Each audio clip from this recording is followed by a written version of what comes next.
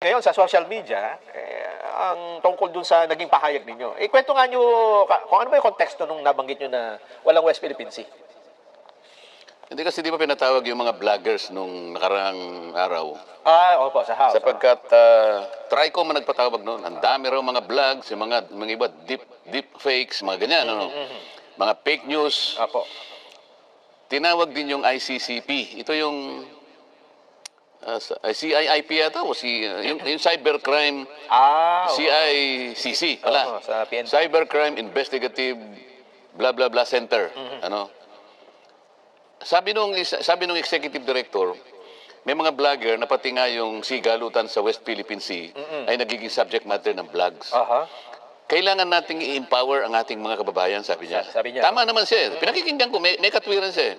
Kailangan natin pong i-educate ang ating mga kababayan, i-empower natin sila para sa ganun po, kahit ganun pong vlogs ang gawin, kalaban man o hindi, sabi niya ganyan, ay kaya nating sansalain.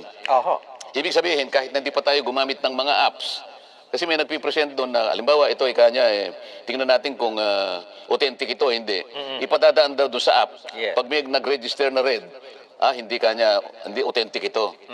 Ang ibig niya sabihin, kung ang ating pong mga mamamayan ay ganap na nakakaalam po kung ano yung nangyayari sa West Philippine Sea, sabi niya ganun, ay siya lang, maski wala pong app, alam niya na, wala yan, hindi totoo yan. Kasi po alam niya Yes. Alam niya kung ano yung talagang nangyayari on the ground or on the seas mismo. Ang sabi ko, Mr. Executive Director, tama po kayo Talagang kailangan po nating educate ang ating mga mamamayan. At yan po ay napakalaki pong responsibilidad. Kasi po kung titingnan ninyo ang kalagayan, ang sigalutan dyan sa bahagi na yan ng ating mundo, ay masyado pong komplikado yan. Sabi ko, unang-una na po, hindi po pareho kako yung environment kung i-apply po natin ang public international law at saka yung ating domestic law. Kasi kung hindi po natin naipaliwanag na mabuti yan, hindi po talaga, hindi po tayo makakagraduate. Talagang mamamali, maaaring mailigaw ang ating mga kababayan. Kasi komplikado po talaga.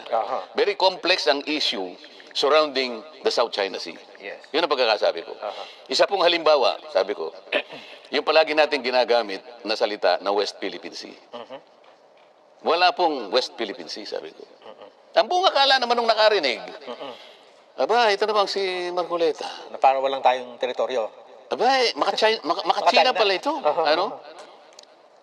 Ngayon, napatunayan ko ngayon, Nelson, yung sinasabi ko, na talagang hindi naiintindihan ng maraming bagay. Kaya tayo nagkakagulo. Kasi yung pagkakasabi ko lang ng West Philippine Sea na sinabi ko na technically, there is no such thing as West Philippine Sea. Yung wording, yung termino. Walang termino yun. Kung maalala mo, hindi ko na alam kung anong date ito dumating dito, yung dating Secretary of State, Hillary Clinton. Diba? Panahon ni Obama ito yata. Siya ang unang nagsabi ng West Philippine Sea. Nagpapasikat yun Sa katotohanan lang, yung kapag dinrowing mo yung West Philippine Sea, Nelson, ito yung kabuuan ng maraming bagay, no? Meron tayong, ang hirap kasi meron tayong baseline Yung kabuuan ng ating bansa, guhitan mo yan paikot. Yung guhit mo na yan, yun ang baseline. May kasamang dagat yun. Yung nasa loob ng ginuhitan mo, yun ang internal sea. Internal sea. Mula doon sa geographic archipelagic baseline, 12 miles, territorial sea. Okay? Mula doon sa territorial sea, another 12 miles. Okay? Ito yung ating continental shelf. Okay? Pagkatapos, another 24 miles away from the baseline, or 200 nautical miles, pag inuwenta mo, exclusive economic zone. Itong tatlong bahagi na ito, ito yung ating maritime rights. Ito yung sinaklaw nila, ito yung West Philippine Sea, sabi niya. Yung lahat. So, alam mo, kahit na hindi mo pa sabihin West Philippine, atin talaga yun. Iyan po ay nakasulat sa mga treaty na ating pong pinirmahan, kung tawagin ay UNCLOS. United Nations Convention on the Law of the Sea. So, meron tayong 12 miles territorial sea, meron tayong 12 continental shelf, exclusive economic zone. Atin yun. Malawak, Sa lahat po ng nakikinig, tandaan po ninyo, atin po lahat yun. Kahit ano pong mangyari, hanggang sa huling patak ng ating dugo, ilalaban po natin yan. Ang sinabi ko lamang po, nung pinangalanan po yun ng West Philippine Sea, tayo lang po ang gumawa nun eh. Halimbawa ikaw, Nelson, para ganap na maintindihan, alam ko naman, may lupa ka dyan sa tinatamnan mo di ba? Meron po. Dahil sa kagustuhan mo na siguro, gusto mong i-dramatize, ikaw talaga may-ari niya. Para alam ng tao. Oo, alam ng tao. Merong street dito papunta dyan, merong major street eh. Aha. Ang pangalan halimbawa ng street, Subarjaga Street. Barjaga Street. Ano? Oo. May papasok sa akin. May papasok sa'yo ngayon, naglagay ka ngayon. Kinita lang. Skinita lang na maliit dahil gusto mong i-dramatize. Papunta dyan, pag-aari mo talaga yan. May titulo ka talaga, pero nilagyan mo ng ikaw lang naglagay. Ako lang. Hindi mo pinadaan sa barangay, ikaw lang eh. Nilagay mo ngayon, Lubao Street. Kung mo hindi dumaan sa ordinansa, o kaya hindi kinilala ng munisipyo, pag ginugel mo yun, kaya Waze, hindi kikilalanin yun. Di ba? Wala talaga. Hindi makikita ng Waze eh. Ang ibig ko sabihin, hindi naman po malaking bagay na lagyan pa natin ng, kasi gumawa ng executive order si Pinoy, exclusive, ayun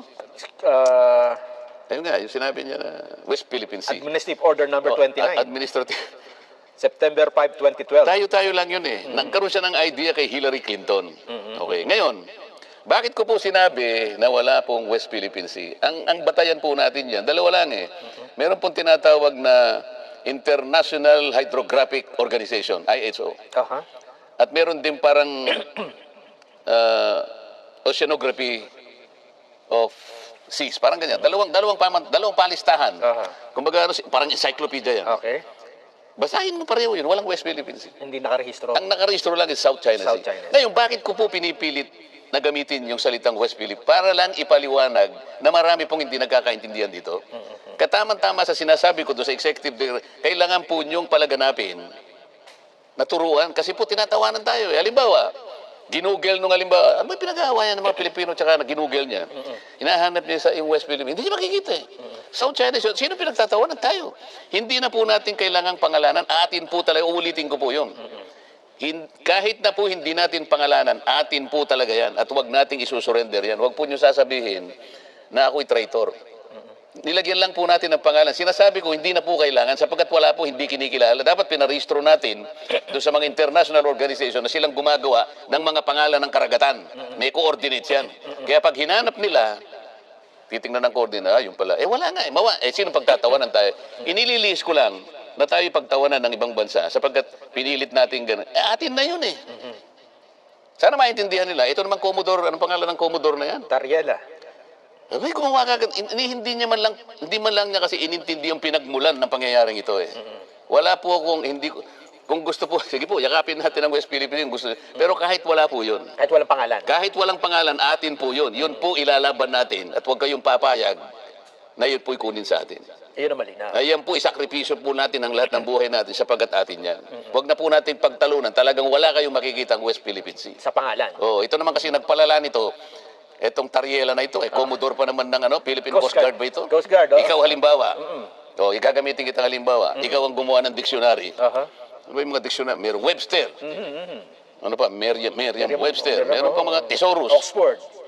Halimbawa, gumawa ka ng, pinilit mong dagdagan yun, nang wala kang pakundangan sa mga institusyon na dapat bago ka maglagay ng isang salita doon, ikonekta mo sa kanila, dapat hindi kikilalanin eh.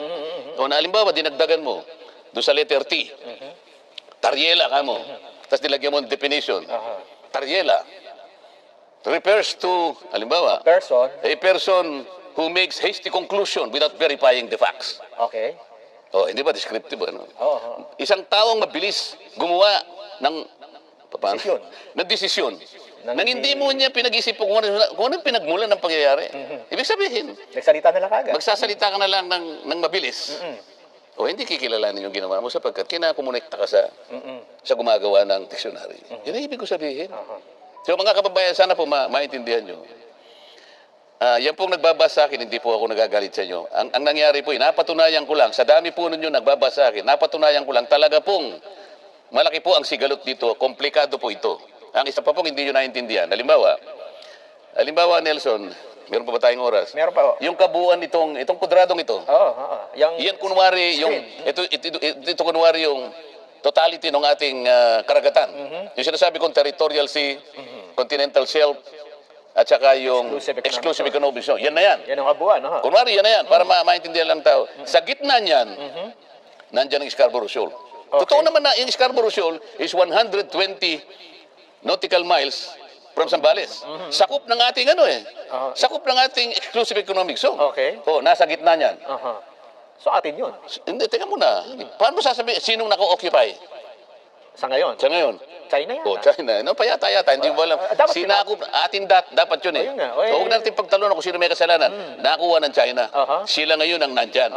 Oh. Ito po mga kababayan. Kaya po gusto ko sabihin sa inyo yung komplikasyon dito. Yun pong Scarborough Shoal, isa pong isla.